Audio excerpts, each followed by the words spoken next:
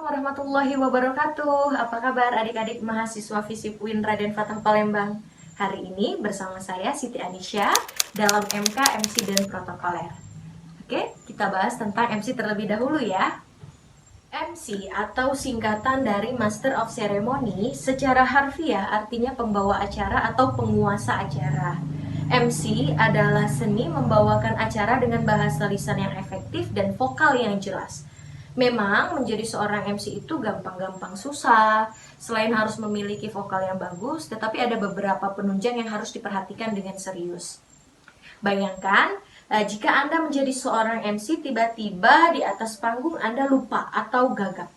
Atau pada saat berbicara dengan seorang tokoh, Anda tidak nyambung karena pengetahuan yang Anda miliki tentang topik tersebut minim.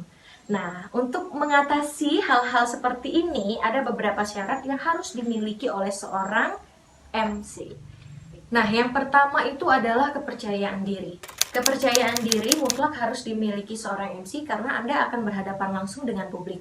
Baik acara resmi maupun tidak resmi, acara besar, kecil, off-air maupun on-air. Kepercayaan diri akan membuat Anda menguasai panggung dan audiens. Yang kedua, kemampuan manajemen. Karena seorang MC harus mengatur acara mulai dari pembukaan sampai penutupan, maka MC harus mengikuti briefing yang diadakan oleh panitia agar memudahkan MC mengatur manajemen acara pada saat di atas panggung. Mulai dari siapa saja yang diundang, siapa saja tokoh atau pejabat yang hadir, siapa audiensnya, dan seperti apa rundown yang disiapkan oleh panitia. Yang ketiga yaitu kemampuan mengolah suara yang baik. Karena MC itu adalah ikon sebuah acara, maka vokal yang keluar itu harus baik, harus memperhatikan intonasinya agar tidak datar. Artikulasi, speed, pernapasan, power, penekanan pada kata-kata tertentu, itu semua wajib diperhatikan oleh seorang MC. Keempat, memiliki wawasan dan pengetahuan yang luas. Tentunya seorang MC tidak hanya menerima job dengan bidang yang sama, maka MC dituntut untuk memiliki kemampuan layaknya seorang presenter atau jurnalis, mengetahui banyak hal di berbagai bidang meskipun tidak mendalam seperti layaknya seorang pakar. Kelima, body language yang baik. Seorang MC harus memiliki sikap tubuh yang baik dan fleksibel, sesuai dengan situasi, kondisi, dan lingkungan sebuah acara.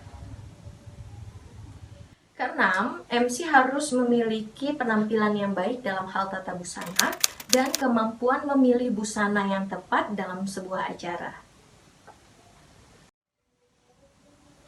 Dan yang ketujuh adalah sense of humor. Seorang MC dituntut untuk dapat menciptakan suasana yang menyenangkan bagi audiens. Sikap riang, ceria, ramah dapat meluluhkan suasana yang kaku dan tidak bersahabat. Dan yang paling terpenting adalah berdoa. Karena Allah dekat dengan orang yang berdoa, insya Allah atas izinnya seorang MC dapat menjalankan tugasnya dengan baik dan lancar. Cukup sekian materi kita pada hari ini, akan kita lanjutkan di sesi berikutnya. Jangan lupa like, komen, dan subscribe YouTube channel FISIP UIN Raden Fatah Palembang. Sampai jumpa. Assalamualaikum warahmatullahi wabarakatuh. Dadah sayang ke kamera, dadah. Makasih.